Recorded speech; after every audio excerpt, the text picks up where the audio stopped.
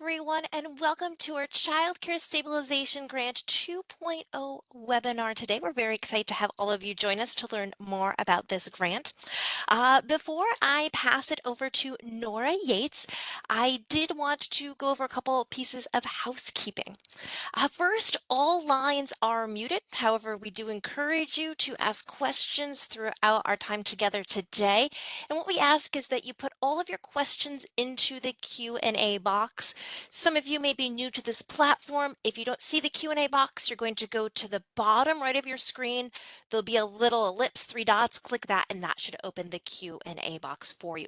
Put your questions in there, and there will be ample time at the end of our presentation to answer your questions. Lastly, this webinar is being recorded, and the slide deck and recording will be made available to you shortly after the session. On to our agenda for today. Deputy Commissioner Nora Yates is going to give us a Stabilization 2.0 grant overview. Then I'm going to go over the grant portal instructions. I'll also take some time to familiarize you with the Stabilization Grant website and some training resources. And then all of our fabulous panelists will all teamwork together to answer your questions. And without further ado, I'm going to move on to the next slide and pass it over to Nora. Great. Thank you, Piper. Hi, everybody. Thanks so much for joining. I'm thrilled to be here. I'm thrilled that we get to make another grant announcement, and I think it's a great opportunity for those of you that maybe hadn't been able to apply for stabilization yet, and also for our school-age childcare program. So the Stabilization 2.0, as we're affectionately calling it, not 1.0, did open on the 30th for providers who were licensed up to January 1, 2022, and also for our school-age childcare programs licensed up or registered up until that point. We're very excited. The governor did send out another announcement regarding this another round of stabilization grants.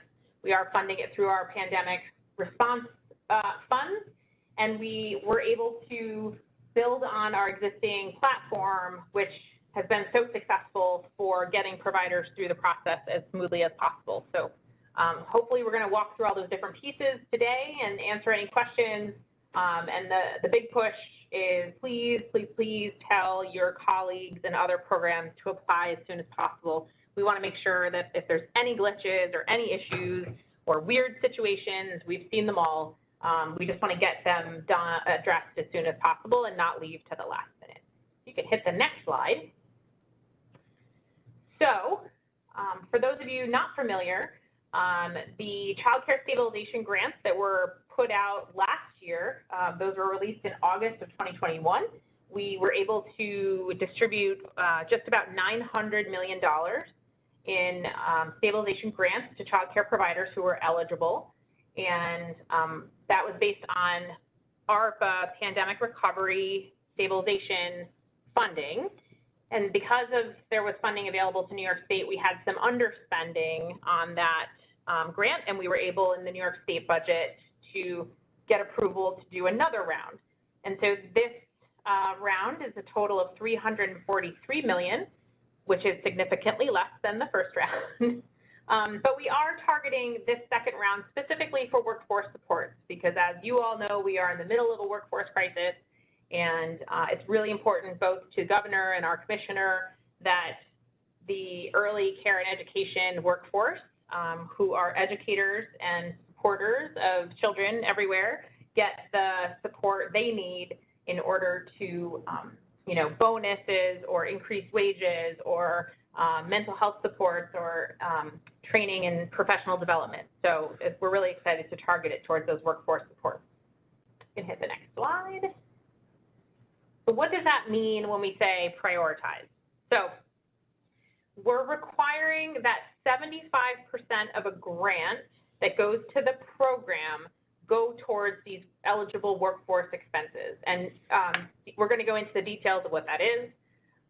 But what 75% means is that the program will receive the grant. They will receive the calculation of what the 75% is. So say it will be documented how much they need to spend on these workforce supports.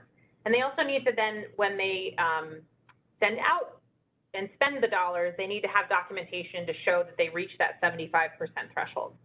The remaining 25%, they can choose to also use that on workforce, absolutely. But there are other categories for that remaining 25% that are kind of more general stabilization expenses. And programs which are eligible will receive 2 payments 60 days apart. Hit the next slide. So who is eligible? Who?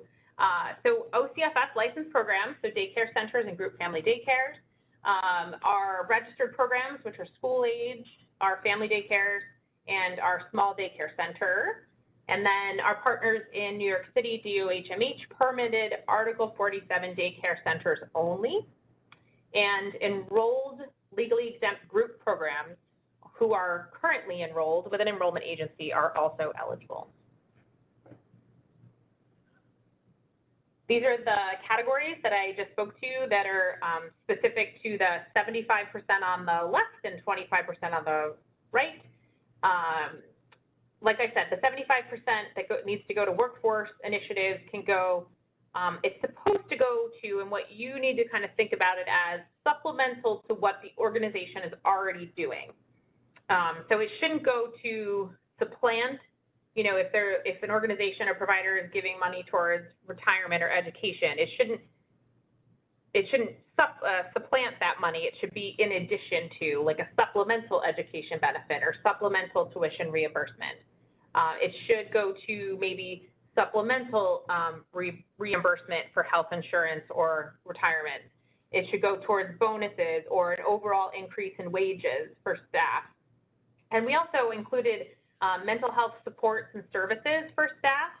And that's a really critical category, and want to highlight that we have a lot of resources out there on what falls into that category, and want to encourage all providers to invest at least some of the funds to mental health support for their staff, because we know this has been a trying couple of years for everybody. But we specifically know for early childhood educators and caretakers that they have gone above and beyond and continue to go above and beyond, and want to be able to use these funds to support them.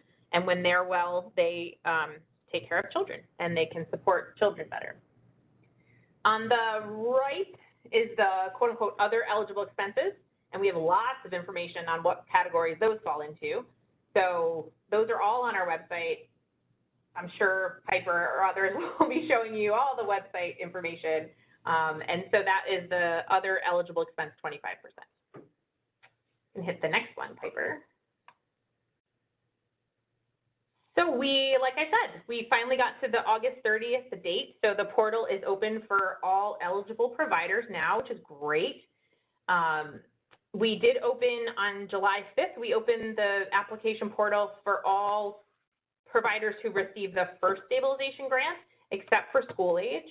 And then now on August 30th, we opened it up for everybody, both school age who received the first stabilization grant, and now providers who were licensed after that first stabilization grant up until January 1st, 2022. So we're very excited to welcome in a new group of providers as well as school age childcare programs. The portal will close on November 30th at 11:59. Let me just put a punctuation point there that we had a lot of providers and a lot of issues that were left, unfortunately, to the very end. We have a 4-month application period, which seems really long, but you know, lots of providers have a lot of different like site issues or legal issues, and are they reopening? And there's a lot of different things going on. So I just want to, again, encourage folks to apply as soon as possible to get the application in and identify if there are concerns or issues so that we can work with them. So if you, everybody on this call should have already applied if you're eligible, and then please work with your colleagues to get applications in as soon as possible. So something different than Stabilization 1. So on Stabilization 1, our Stabilization grant last year, we did have providers complete a expense report form. So they needed to document the expenses that they have that they use their grant for. And that expense report form needs to be completed before they can apply for Stabilization 2. So also 30 days after they receive their Stabilization 2, they'll need to complete another expense form in order to get that second payment. So there is some benchmarks along the way that folks need to complete. If they have questions, or if you have questions about what are they, or I don't know how to do it, or where can I find it, or something's not going through, please reach out to us. And please reach out to the CCR&Rs who are tremendous partners and actually really knowledgeable about the system itself. And so there might be quirks happening. They have access to the system and can look and see if there's like a reporting form issue or a glitch happening, and they are great partners for us. So let's keep going. All right, so before we hand it over, Piper, I do just want to say a shout out to our colleagues at the New York State Network for Youth Success. I'm looking on the attendee list, and I'm not sure, I'm seeing like lots of phone numbers for some reason on my list, but I just want to thank them for partnering with us and getting this webinar together. It's great always to have partners, and want to make sure that school-age programs and programs serving school-age children get as much support as possible, especially this time of year when everything is starting back up and the workforce crisis that we're all seeing. So I just want to say thank you to the network and our other partners. And I will hand it over. Wonderful. Thank you so much, Nora. Looks like some of you have found the Q&A box. I just want to encourage you, if you have questions about the grant itself, or I'm going to go through the grant portal. If you've got questions about any of that, pop those into the Q&A, and we have plenty of time at the end. We reserved a bunch of time today to be sure we can answer as many or hopefully all of your questions today. So now what I'm going to do is I'm going to take you through the portal. So for those of you that may not have applied for Stabilization 1, this is going to be new to you. So I want to make sure you're comfortable with doing that. Those of you that did apply for Stabilization 1, this will look very similar, application and steps. And then at the end, I want to show you our website, which has some really fantastic resources that'll walk you through how to fill out the information in the portal and such. All right, let's dive in here. So to apply for this grant, as Nora said, hopefully most of you on this call already have, and you're just here to get a little more information. But if you haven't yet, there are two ways to apply. So way one is you can go to childcare-grants.ocfs.ny.gov, or you can go to the Child Care Stabilization Grants website, which I'll show you in a little bit. And right at the top here is an Apply Now button. Both of those options will bring you to the same page, which is the login page. What the system's going to ask you to do is to log in with your personal my.ny.gov username and password. You should use the same one you used for Stabilization 1, or if this is new to you, you can create your own username and password.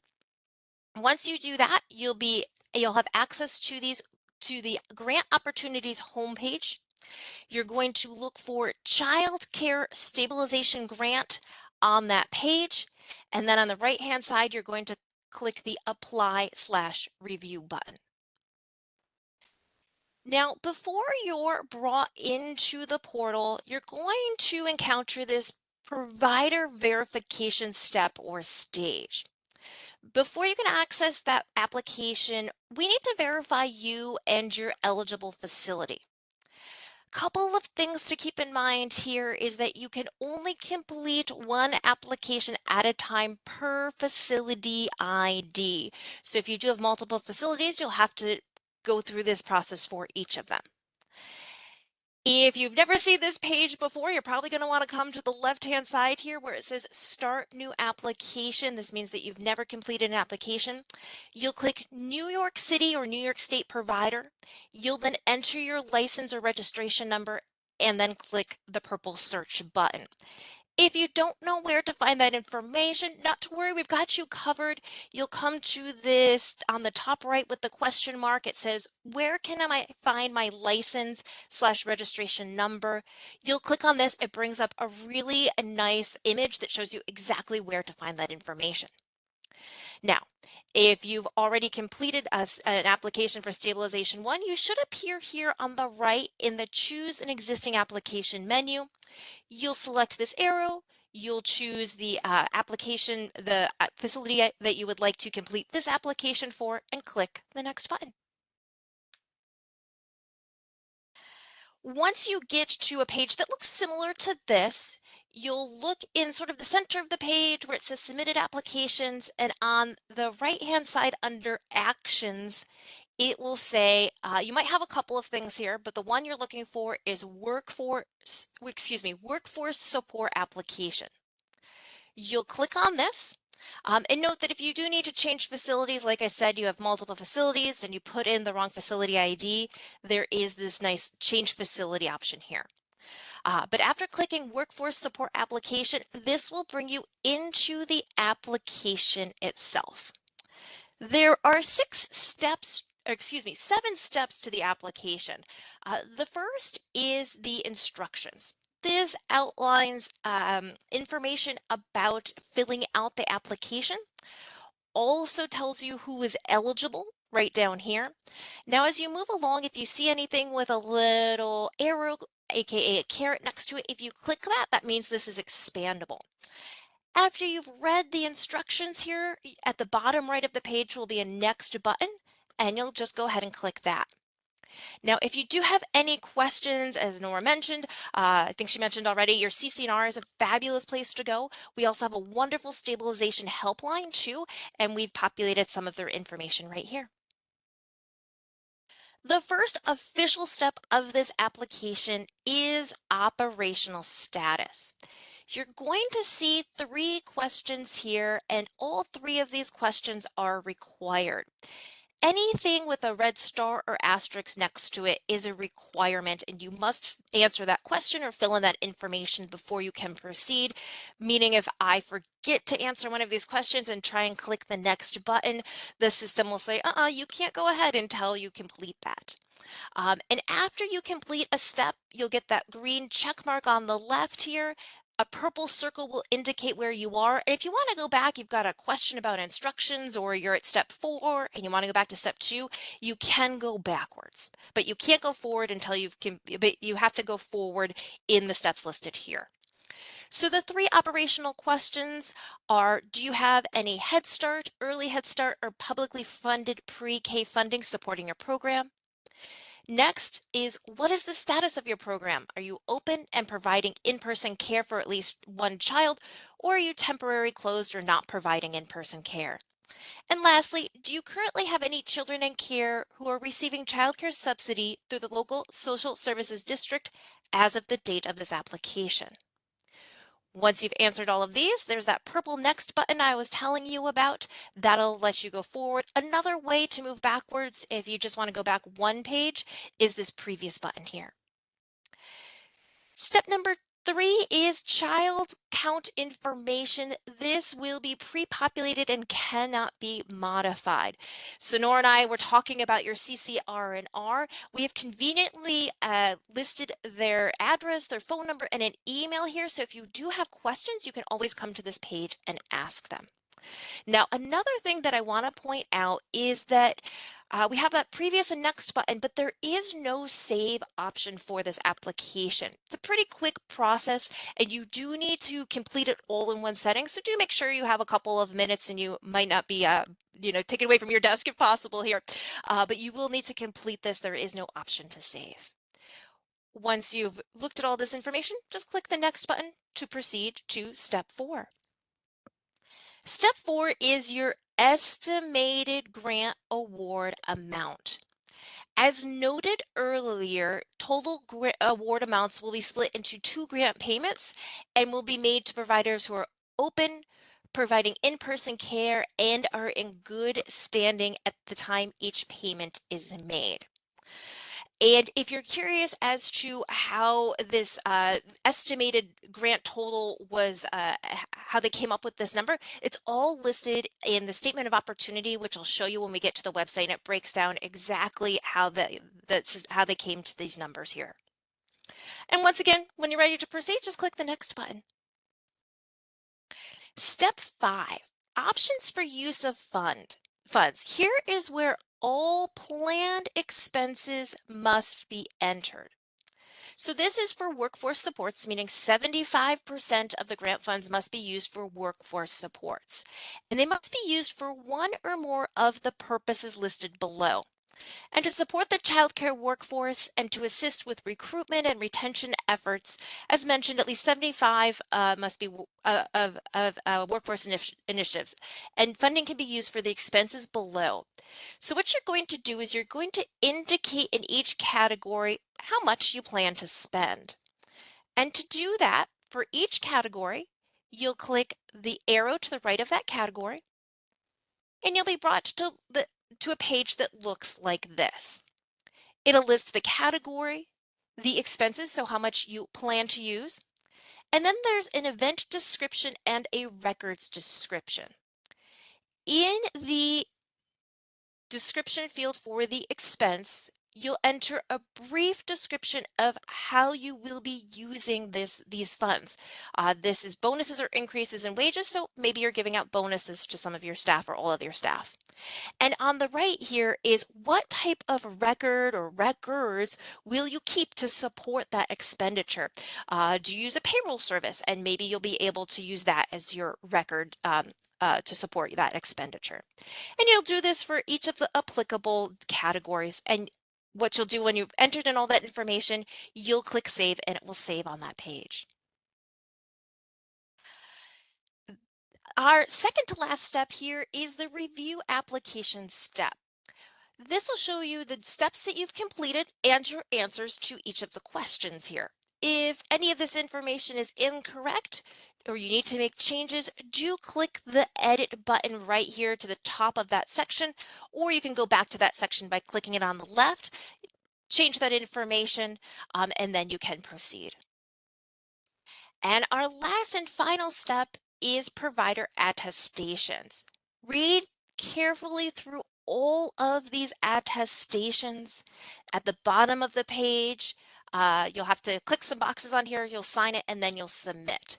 So at the top here, it says, by agreeing to these terms and conditions and applying for the Child Care Stabilization Grant for Workforce Supports, you certify that all information provided as a part of this application is true and accurate to the best of my knowledge, and I agree to each of the following statements. We've broken these out onto the website, which I'm going to show you momentarily. So if you'd like to see them before you go into the application, I'll show you how you can do that.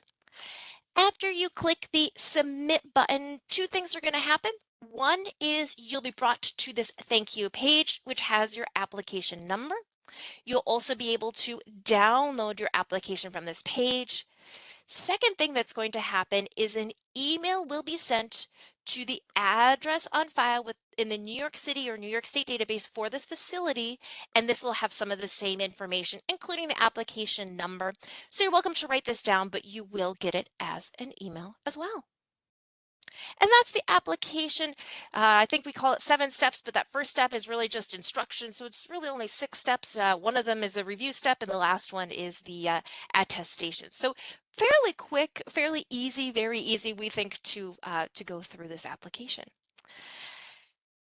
Now, we also have a great website for you, which has some wonderful training resources.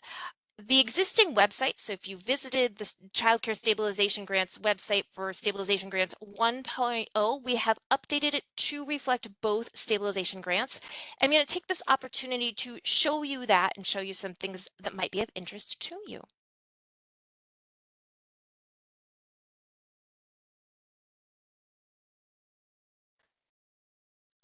So here is the Child Care Stabilization Grants website. Looks a little different than what I showed you in on the screen right there. we do have a scam alert here at the top.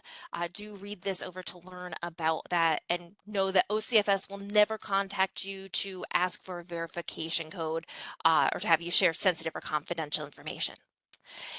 Next, very important button, here's that apply now button right here. So if you haven't applied for the grant yet, maybe after today's webinar, you will take some time and do so. You click apply now, and this will bring you to the grant login page where you can complete the grant. Our stabilization helpline, here's their phone number and their hours. They're available to you 8:30 to 4:30. They're a fabulous resource along with your CCR&R. Now, the next section of interest on this page to you is going to be under contents. It'll be this third item down that says Statement of Grant Opportunities. At the top here is the actual statement, Stabilization 2.0 Statement of Grant Opportunity. This is where you'll find the funding breakdown and lots of fantastic information. For some of our questions, we may refer you to check this out. So here is where you will find it. All of the documents here for Stabilization 2.0, just so you know, are in English and Spanish. Here's those provider attestations. So if you'd like to review those before you dive into filling out your application. We have general application instructions, a work supports application guide. Here's a brief guide on how to fill out those options for use of funds. And lastly, we have troubleshooting my.ny.gov issues. So if you go to log in with your my.ny.gov ID and you have some problems, we've outlined some common issues and how to remedy them here.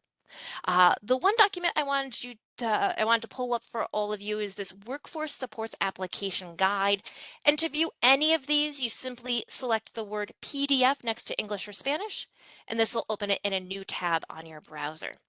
And what this guide does is it goes over exactly what I did today with all of you, and it shows the 6 required steps to complete the Stabilization 2.0 Workforce Supports Grant application. Note there are only 3 steps that require data entry. Everything else is just a read-only page or a page with pre-populated information. So that's the website. Hopefully you find this all useful information for you all. And now I think it's time to answer some questions. I have my colleague Amanda Hagson on the line, as well as our fabulous panelists. So we'll start, I guess, maybe at the top of the questions. Does that sound good, Amanda? Sure, we can do that. So we have 8 questions in right now, and 1 thank you and note of appreciation for everybody at OCFS from Kelly. But as we go through, if you think of anything, please feel free to add it in. Most of the questions here look like they're related to use of funds, and we do have 1 technical question for John. So as I go through, Nora or Jessica, if you'd like to answer these questions about use of funds. So the first question is, can the funds be used towards increasing staff hours?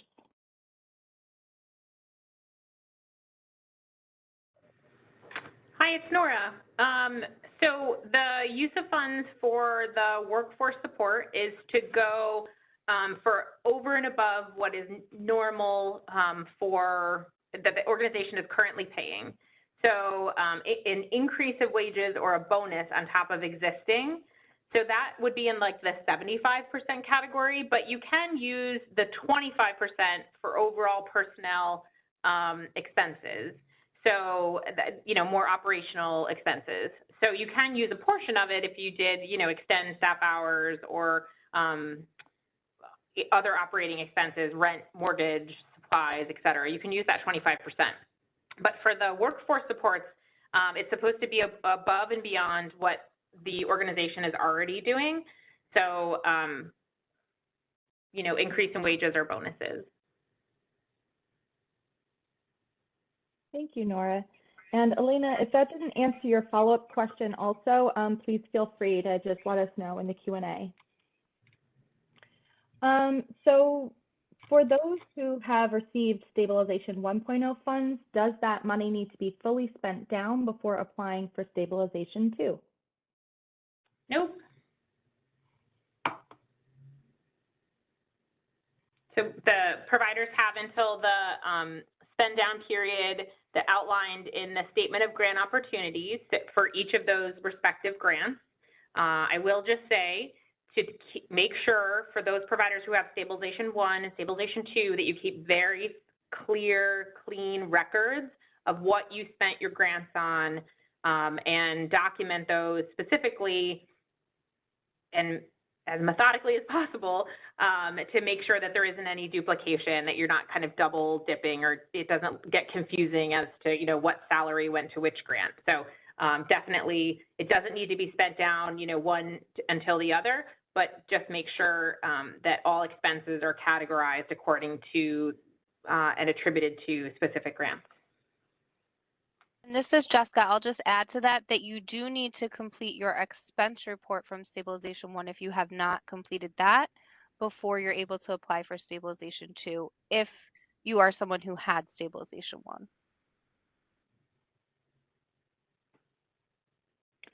Okay, and just in follow-up to that, do they have the entirety of the grant period to spend down those funds? Yes. Yes. They do need to report on the funds that they've spent or not spent due in the benchmarking periods that we said. So, you know, 30 days after you receive your first workforce stabilization payment, you need to report on what you spent or not spent. And then after the second payment, you'll need to do something similar.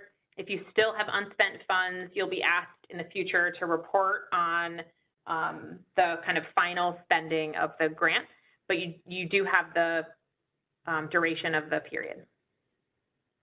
And the expense report will allow you to enter 0 if you have not spent any funds at the time that you are asked to complete the expense report.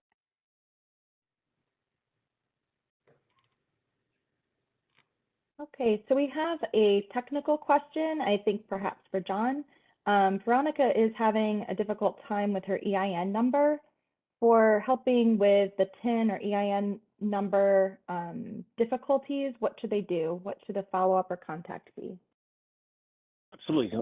So, Veronica, the best thing to do when you're having an error with the employer ID number, and it may or not be causing a delay in your payments. The reason for that is because OCFS is processing the number that was supplied to us against the IRS database, and there are sometimes that there are some mismatches that happen. For example, like if the tax ID number that we have for you would match, say, a name versus your business entity, and we give it the wrong either social security number or employer ID number, that may cause a mismatch. Or sometimes the number itself, there could be a transposed variable to it. So what we've asked people to do is to contact your CCR&R, who can give you a little bit of information about what exactly is happening. And then they also have the ability to escalate the problem up to us in OCFS, where we can make modifications to your account that would allow you to go back through your own portal and re-enter that tax ID number. Once we have an updated tax ID number, we're going to take that information and we're going to again compare it to the IRS database. And if there's a match, your payments will be released. I just want everybody to know that we're aware of the issue and we're committed to working with people on correcting them and getting everybody their payments as fast as possible. Thank you, John. Absolutely. So we do have a couple questions related to eligibility, and Angela is wondering perhaps if we could put the eligibility slide back up, Piper, while we're talking about this. But can we confirm whether the SAC registered after school programs are eligible? As long as they were registered. I'm sorry, go ahead. No, go ahead. As long as they're a registered program on or before January 1st, 2022, they are, yes. We had just opened up the application on Tuesday to allow all SAC programs in, whether or not they had the existing Stabilization 1 account or not. The difference between the two, and I want to make sure that everybody hears it as well, is that there's a little bit of confusion out there, is if you have an existing Stabilization 1 account, what you need to do is go to that account where you'll see a link to apply for the workforce support expenses. If you did not apply for Stabilization 1 and are interested in Stabilization 2 now, you would go into the main grants homepage and apply for workforce support expenses as its own grant opportunity. And I'll add, they are eligible. I just want to make sure that you check the requirements of the grant. So for Stabilization 2.0, you need to be open and caring for at least one child. And so there's a temporary closure option, but programs can't be registered or licensed, but not caring for any children. So they need to either be open and caring for at least one child, or temporarily closed due to COVID that will be less than a month. So make sure that you review the statement of grant opportunity and you're not just eligible as a licensed or registered program, but also fall into the eligibility around open and caring for at least one child. Okay, and if an organization has multiple SACC programs, they need to complete a separate application for each, correct?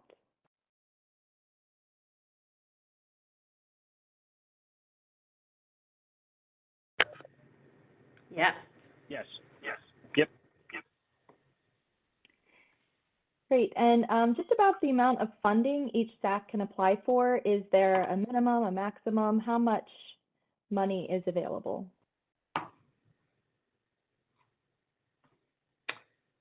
It is based on your capacity. So it is a set amount based on your licensed or registered capacity and your location.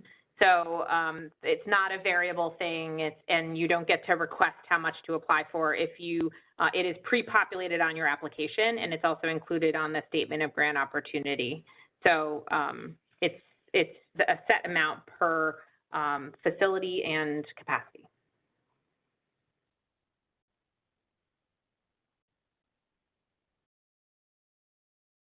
Okay, Angela asks for 1.0, they had applied for their daycare program and were approved. During the year, we moved locations, and now we have a new permit after January 1st, 2022. Can we still apply for 2.0? I can take that. So the short answer to that is it depends, and there's many variables around it. So inside of the solicitation of interest that's posted currently on our website, you'll find that it was updated on Tuesday to include programs that, like, sounds like what a situation that you find yourself in, where it had an original program, and due to our business practices, you changed locations and were issued a new license number. There's an opportunity for you to complete a Microsoft form on the solicitation of interest that'll gather the information that we need at OCFS to determine whether or not you meet the criteria that is laid out in the expanded definition of eligibility. Once we make a determination, you will be notified one way or the other whether it was approved or not. And if it was approved, we work with our development team to allow you to come in and apply like every other program. I would say just as of right now, there's a small delay on that form. So just I would hold tight for a few hours, and then you would be able to find it.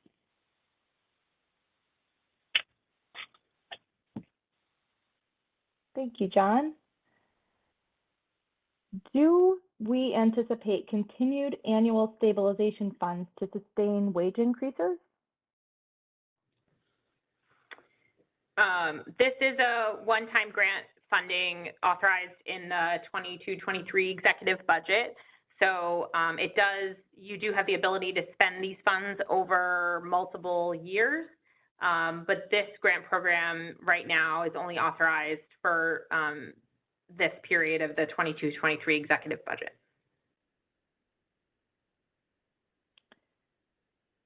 Okay, and just continuing on about spending, Elena asks, the guidelines note that at least 75% must be spent on workforce stabilization, but can 100% of the funds be spent there? Yes, absolutely. Go for it. Okay, so we have a question specific to the RFA and the awards tables. Not quite sure how we want to tackle this if you don't have it right off the top of the head, or if we can bring it, perhaps open it up, but it does say on page 8, do providers receive 2 of those payments listed, or one of those payments divided into 2 payments? So those values are, I'm sorry, I just want to make sure we're looking down. We're looking down at the centers. So it would probably be one more page down. And I think this is the SOI. Yeah, there you are. So those numbers that are right there, what you'll see is that those are the total numbers for the entire award. Now, this will be broken down, assuming that the license capacity does not change in the program during the grant opportunity. It is these dollar amounts that will be divided into 2 payments, 2 equal payments. There is a little bit of flexibility that if the capacity were to go up or down, we will modify the payment accordingly if it goes into a different bracket. So, for example, the program currently has 157 capacity. They would be 58,400 divided into 2. But if they were to drop down to 147 capacity, it would be the 53,100 divided into 2. So you would see a few $1,000s less.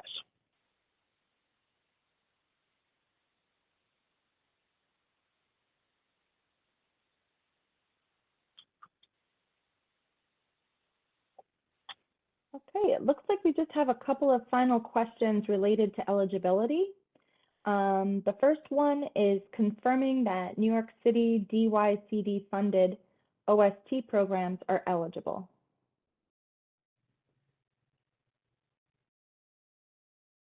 Programs would need to have a SAC registration with OCFS. So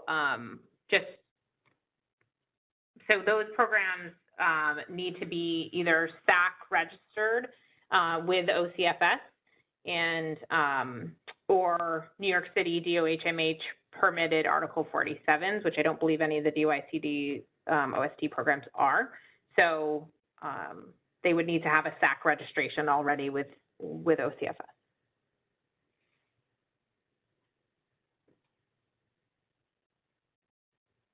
Okay, and if I'm assuming the application system says we are not eligible, but we are a SAC licensed program and active, what should we do?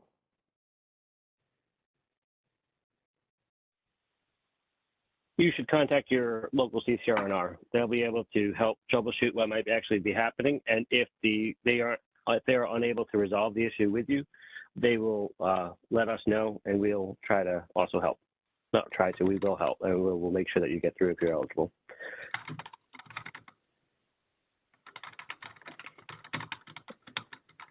Well, thank you so much for all of the questions and answers that we had in the chat. Maybe we can hang out for a few more minutes and just see if anybody else thinks of anything that they'd like to ask our panelists. And yes, I do see a question in the Q&A about if this is recorded and will it be posted, and yes, we will put it, oh, and Piper just answered, thank you, Piper. We're gonna put it right up on the Stabilization website for everybody.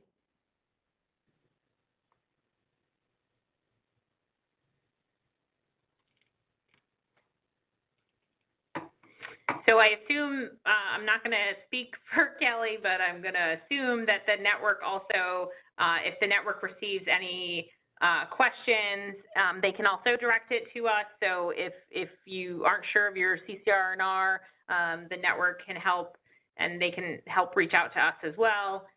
You can also just encourage folks to go in and try and apply. I mean, there's a lot of, like, they'll read the statement of grant opportunity and they'll have questions, and the system will check their eligibility when they go to log in.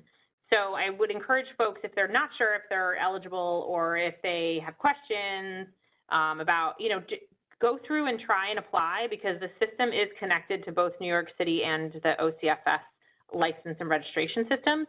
So I would encourage folks to go in and try and apply. It will check, you'll get an error message or you won't, and, you know, you can complete the application. So I just encourage folks, you know, apply soon. Try to go into the portal. It'll check your eligibility. If you're not eligible, you won't get through. Or if you think you're eligible, you can reach out to your CCR&R, and then they'll connect with us. And Kelly from the Network for Youth Success just put her email address in the Q&A, so I shared it with everybody. And she said she'd be happy to answer questions, or they'll pass along anything they can't answer. So thank you for that.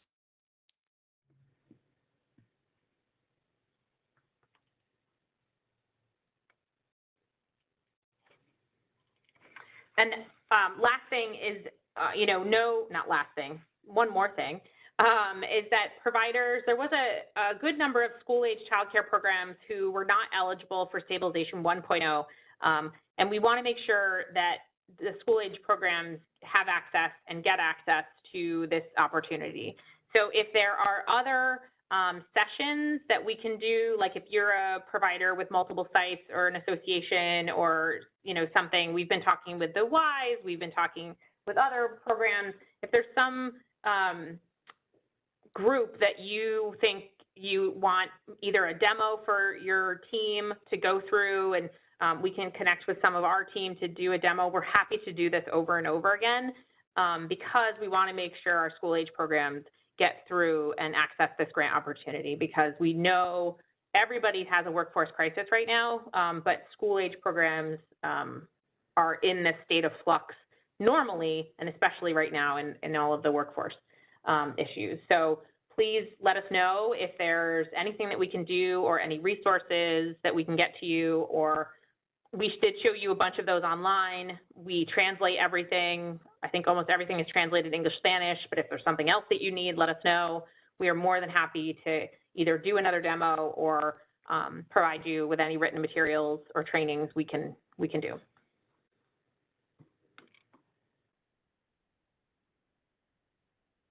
And with that, Nora, I think that's a really nice note to close on. We haven't gotten any more questions in, and I'm always happy to give people a couple more minutes back to their day. So are we okay calling it a few minutes early?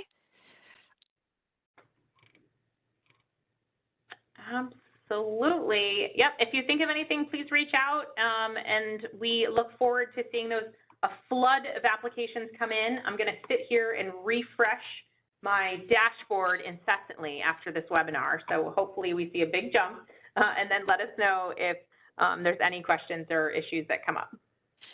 And I wanted to thank all of our fantastic and wonderful panelists. Thank you, Nora. Thank you, John. Thank you, Jessica. And thank you, Amanda, for being here all today. All right. Thank you, Piper. Take care, everybody.